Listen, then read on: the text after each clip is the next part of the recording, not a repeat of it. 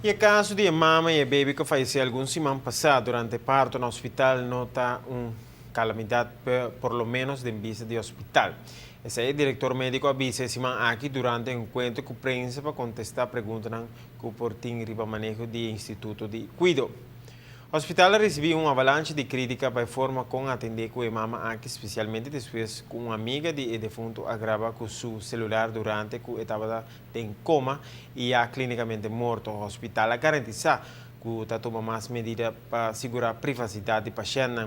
De outra banda, é que o Departamento de Saúde Pública está investigando sobre uma calamidade, não é verdade, para sobre nenhum gente por a primeira e final aqui. De calamidade. Nem tem definição jurídica aqui na Aruba, nem nessun holandês de inspecção holandês. Então, na Kiko, a direção de volksgezondheid te referi, nos não possamos muito bom ainda. Ok? Me atende também que o ministro lo avisa que a direção de volksgezondheid é verdade um poder que também opileu. A mim não discutir diferença de opinião entre AMI e o ministro publicamente.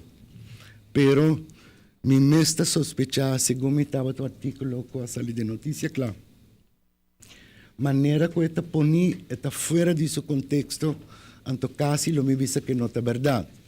Me está compreender o ponto de vista, sim, pero não está assim. Direção de volksgezondheid não está na altura com a lei para inspeção acaba de ser tomada como lei ano passado, mas ainda não está organizado, não está funcional, está agora que vai começar com ele.